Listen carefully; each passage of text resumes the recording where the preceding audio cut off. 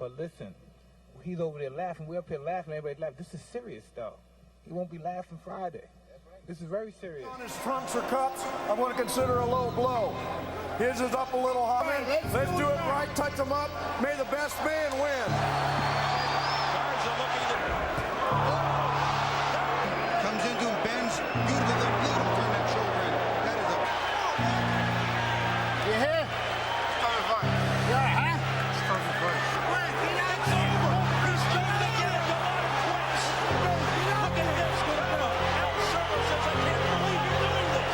The first round was on his but you won't know until you taste it. When two crazy boxers meet in the ring, you can be sure of one, the outcome will be unexpected. On October 21st, the world of boxing saw one of the most scandalous fights of the 21st century, in which the insane Mike Tyson met in the ring against an equally crazy fighter named Andrzej Golota. As a result, that evening of boxing was remembered by everyone for a long time.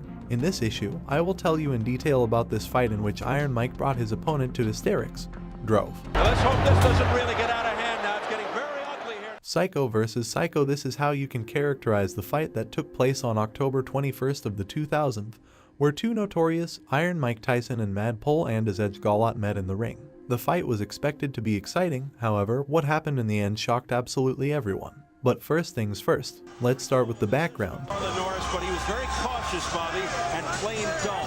Can he take that same tact, that same approach, and be successful again? Mike Tyson in the late 90s was far from his ideal form.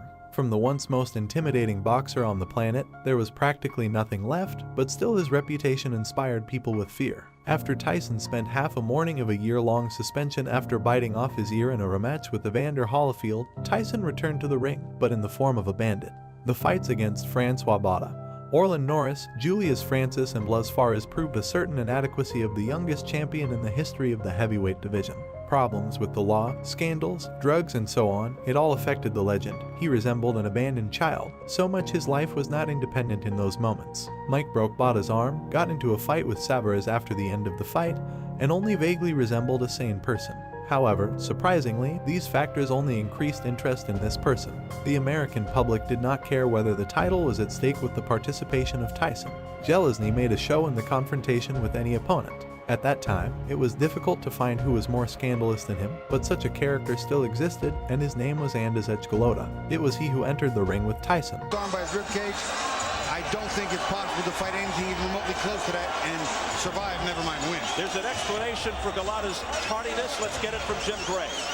Well, there's been some controversy the last day and a half, according to the promoters of this fight. Andrzej Golota is an American boxer of Polish origin, who in the 90s was one of the most promising, I emphasize white heavyweight boxers, since high-quality white heavyweights were a rarity in those days. The fighter possessed all the qualities of a future champion with the exception of one single minus mentally. He was not psychologically stable, and every time he arranged some kind of crazy brawls. What is his fight with one of the best boxers of the 20th century?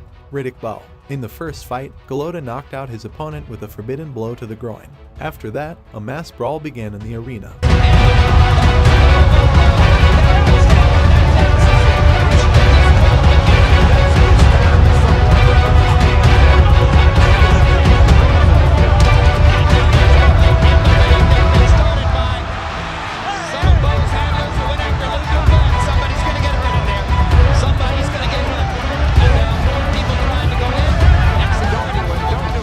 In the rematch, the Pole beat the American boxer, but managed to punch below the belt in the 9th round and again lost by disqualification. And down goes Bowe again! Yeah, And Cotton is not thinking disqualification. After that, by the way, his opponent did not fight for 8 years, which is not surprising after such blows. You can also recall the incident of the pole in the battle with Samson Spider, where our desperate hero grabbed the opponent's shoulder with his teeth. In short, this fighter was even crazier than Tyson, and in each fight he was distinguished by, to put it mildly, some controversial action.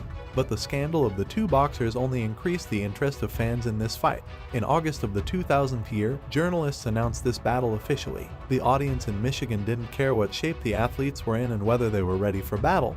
The presence of each of the characters in the ring guaranteed the show, and the arrival of two brawlers in the ring at once left no chance for a boring pastime.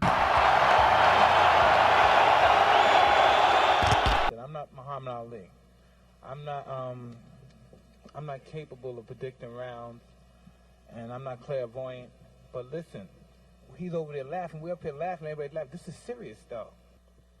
Ability, you know, gonna win the fight, and I hope it's gonna be a clean fight. That's what I'm looking for, and that's what I'm concerned. Thank you. 6'5", to me, he's a little boy. To me, he's very small. 6'5", 240, but to me, he's very, very small. Mike Tyson is a legend, you know. Was the youngest heavyweight ever, you know, who won the title. And you know what? It was a time to break it, you know. I don't know nothing about being a heavyweight champ. Only thing I know how to fight, right? I'm a nigga, right? Shit, no, really. I'm not saying like I'm a black person, but I'm a street person. I don't even want to be a street person. I don't even like typical street people. But that's just who I became and what happened in my life. And somebody said maybe I'm dirty, but it's not the truth, you know. It's the truth, and I'm taking a shower like 3 times a day, you know. So believe me that. Ladies and gentlemen, introducing the one and only Iron Mike Tyson. The energy of this fight was simply incredible. When the boxers stood against each other, everyone froze in anticipation. The gong of the fight began. Under pressure. Here we go. Mike Tyson actively started the fight trying to hit Galota with his left. The Pole withstood the pressure and did not work badly with a jab. Andizedge was cautious and worked correctly, but in the last 30 seconds of the first round, Mike picked up the pace and ended up with an accurate right kick.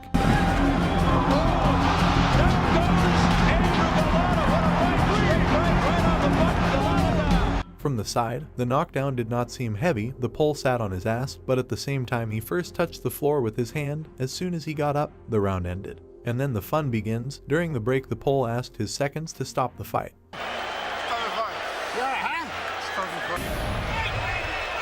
Deep breath. You gotta fight. Show your punches fast. Come on, let's go. Didn't take long for Galota to feel the power of Tyson. At the beginning of the second round, Tyson again accurately punches his punches and looks much better, but Galota was also not bad. He definitely did not look doomed. It was as if the Pole was saving energy, knowing that Iron Mike would get tired in the later rounds. All over Galota. A big right hand again by Mike Tyson. Galota's holding on the inside a lot. He learned, if you tie him up on the Rights to the head. There's another right hand. Galota's chin withstanding that, but how much more can he take? Tyson again jumping all over. Tyson again jumping all over. A left hook that he shoots to the body. Galota hit him with a nice right hand too. Got Mike's attention a little bit inside. Here that big right hand got him all souped. However, after the end of the halftime round, Andizedge refused to continue fighting.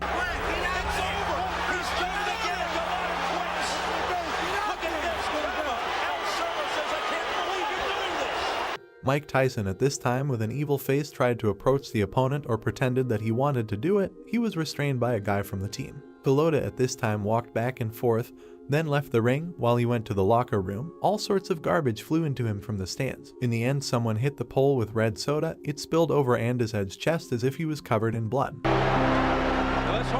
After the fight, Gatola found the strength to give an interview, spoke unintelligibly, stuttered a lot, did not look important at all, although during the fight he seemed quite healthy. First of all, it wasn't my day today, but I got a headbutt. A referee didn't respond pretty much well as he's supposed to. But you're a warrior, Andrew. You're a fighter. But you're a fighter that the crowd pays. I got dizziness in my head. That's it.